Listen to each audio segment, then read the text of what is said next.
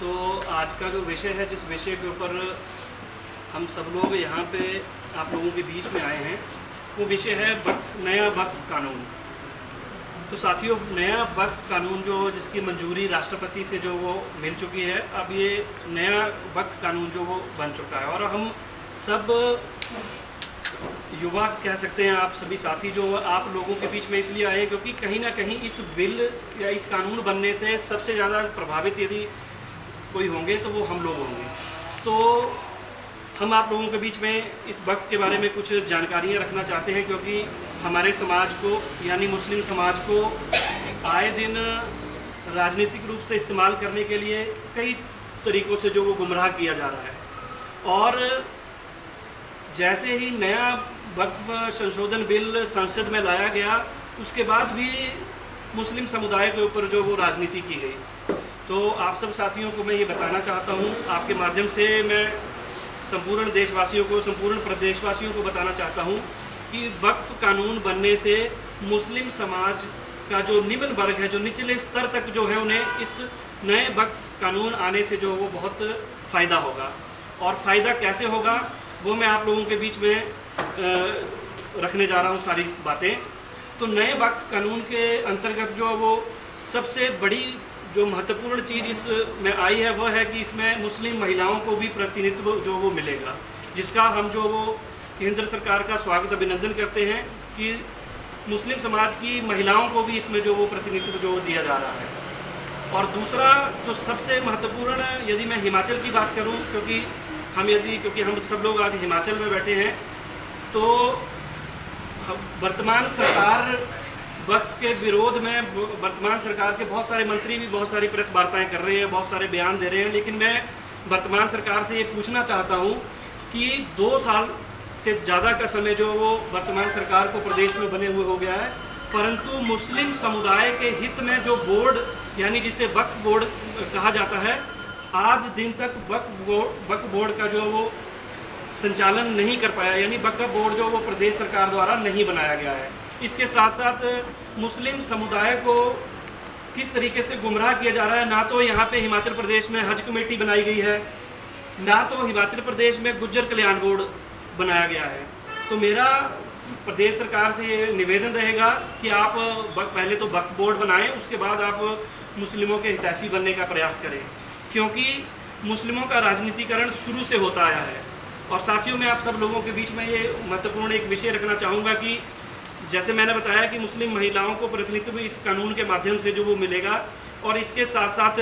गैर मुस्लिम जो हमारे भाई हैं वह भी वक्फ बोर्ड में आएंगे, जिसका हम स्वागत करते हैं। किसी मुस्लिम धर्म के अलावा यदि किसी धर्म का कोई व्यक्ति हमारे बोर्ड के संचालन में हमारी मदद करने के लिए आता है तो इसका हम स्वागत अभिनंदन करते हैं। हमारे मन में किसी के प्रति कोई बैर भाव नहीं है। और जो तीसरा इसमें जो संशोधन किया गया कि आज दिन तक हिमाचल प्रदेश में या पूरे देश में वक्फ का जो है वो ऑडिट नहीं किया गया है, यानी प्रदेश सरकार के दायरे में संपूर्ण रूप से जो वो वक्फ कानून के तहत वक्फ बोर्ड आएगा, जिसके तहत जो वो हर साल जो वो इसका जो वो ऑडिट किया जाएगा। और आपको मैं हैरानी की बात ये बता दूं कि हिमाचल प्रदेश में भी वक्फ बोर्ड की बहुत सारी संपत्तियां हैं। तो ये एक जांच का विषय भी है कि वक्फ बोर्ड की जो संपत्तियां हैं उनका कितनी आमदनी वक्फ बोर्ड को आ रही है, क्योंकि अभी तो वक्फ बोर्ड ही नहीं है, तो इसलिए सरकार से तो सवाल ही करना उचित नहीं होगा। लेकिन वक्फ बोर्ड में कितनी आमदनी आ रही है और इसमें कितना भ्रष्टाचार हो रहा है, क्योंकि जब इसके ऊपर किसी का कंट्रोल ही नहीं है, कोई बोर्ड ही नहीं बना है, कोई चेयरमैन ही नहीं है, कोई मेंबर ही नहीं है, तो न जाने कौन उस वक्फ बोर्ड का जो वो रख रखाव कर रहा होगा, इसकी कोई भी जानकारी प्रदेश सरकार देने में असमर्थ है। तो साथियों, सरकार का संपूर्ण तरीके से नियंत्रण होगा। वक्फ की जितनी भी संपत्तियां होंगी उनमें यदि किसी को कोई आपत्ति होगी तो वह वक्फ ट्राइब्यूनल में अप्रोच कर सकता है। वक्फ ट्राइब्यूनल के ऑर्डर से यदि वह प्रभावित होता है तो वह देश के विभिन्न अदालतों में भी जो वो अप्रोच कर सकता है। ऐसे निर्णयों का हम स्वागत करते हैं। और जो भी लोग मुस्लिम समुदाय को इन सभी चीज़ों से गुमराह करने का जो प्रयास कर रहे हैं, उन्हें मैं बताना चाहता हूं कि मुस्लिम समाज भी अब मुख्य धारा से दिन प्रतिदिन जो वो आगे बढ़ रहा है। तो आप लोगों के बहकावे में मुस्लिम समाज नहीं आएगा। और मेरा मुस्लिम समाज के मेरे सभी साथियों से भी मेरा निवेदन रहेगा कि आप इस वक्फ बिल को जो वो ध्यानपूर्वक पढ़ें और इसमें ढूंढें कि हमारे फ़ायदे की क्या चीज़ें हैं। मैं आप लोगों के समक्ष ये जानकारी रखना चाहता हूँ कि 1950 में देश में वक्फ बोर्ड के पास जो वो टोटल 52,000 एकड़ ज़मीन थी। तो साथियों, जो कि 2009 में बढ़कर जो वो 2004 में बढ़कर जो वो 4 लाख एकड़ हो गई, 2014 में 6 लाख एकड़ हो गई, और यदि मैं वर्ष 2025 में की बात करूं तो आज के समय में वक्फ की जो संपत्ति है वो है 9,40,000 एकड़ ज़मीन, जो कि देश में सेना और रेलवे के बाद जो वो सबसे ज़्यादा है। लेकिन इस वक्फ बोर्ड का जो निर्माण किया गया था वो इसलिए किया गया था ताकि मुस्लिम समुदाय के लोगों का भला किया जा सकते हैं। हमारे पुरखों ने अपनी जो ज़मीनें इसलिए वहाँ पे दान की थी ताकि मुस्लिम समुदाय के जो गरीब हैं, शोषित वर्ग है, जो समाज से पिछड़ा हुआ वर्ग है, उसको जो फ़ायदा मिल सके। लेकिन ये जानकर हैरानी होगी कि 9,40,000 एकड़ ज़मीन की यदि मैं बात करूं, मैं सच्चर कमेटी जो कि 2006 में सच्चर कमेटी आई थी उसके अनुसार मैं बात करूं तो लगभग 4 से 5 लाख करोड़ रुपए की सालाना आमदनी जो वो वक्फ बोर्ड की होनी चाहिए थी। जबकि वक्फ बोर्ड के द्वारा जो प्रस्तुत जानकारियाँ विभिन्न राज्यों के द्वारा दी गई हैं तो टोटल मिला करके 100 करोड़ रुपए की उन्होंने आमदनी की बात की गई, यानी 12,000 करोड़ रुपए की जो आमदनी जिसका सीधा सीधा फायदा मुस्लिम समाज के लोगों को मिलना था, ये वह भ्रष्टाचार की भेंट चढ़ते चढ़ते मात्र और 100 करोड़ रुपए रह गए। तो किस तरीके से जो पैसा, जो आमदनी मुस्लिम परिवारों के हित के लिए इस्तेमाल की जानी थी, उसका फ़ायदा कहीं ना कहीं देश के बड़े घरानों को, राजनीतिज्ञों को और न जाने किन किन लोगों को वक्फ के माध्यम से, भ्रष्टाचार के माध्यम से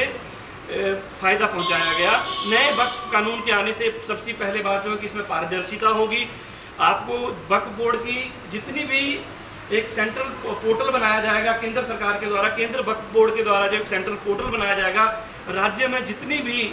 वक्फ की संपत्तियां हैं उनको 6 महीने के अंदर अंदर जो है वो उस पोर्टल के ऊपर चढ़ाना होगा ताकि उनको सार्वजनिक रूप से हम सब लोग उन पर देख सकते हैं कि वक्फ की कितनी ज़मीनें हैं, हमारे एरिया में कितनी ज़मीनें हैं और उनसे कितनी आय वक्फ बोर्ड को हो रही है। और हर साल प्रदेश की सरकार, केंद्र सरकार यहाँ पे ऑडिट करेगी कि वह पैसा कहाँ कहाँ खर्च किया गया है और कैसे किया गया। ऐसी जवाबदेही वक्फ बोर्ड को जो वो देनी पड़ेगी। नए कानून के आने से ये सारे बदलाव जो वक्फ बोर्ड में आएंगे और जिसका कि हम स्वागत करते हैं, अभिनंदन करते हैं। और प्रदेश सरकार से मैं आप सब लोगों के माध्यम से, आप सभी साथियों के मीडिया के माध्यम से प्रदेश सरकार से मैं निवेदन करना चाहूँगा कि आप जल्दी से जल्दी वक्फ बोर्ड, हज कमेटी और गुज्जर कल्याण बोर्ड का जो वो गठन करें ताकि सुचारू रूप से, क्योंकि सिर्फ राजनीति करने से किसी भी समाज का भला नहीं हो सकता है। आप मैदान में आकर के लोगों का भला करें, आप समाज में आकर के लोगों का भला करें और वक्फ बोर्ड का शीघ्र अतिशीघ्र जो वो गठन करें।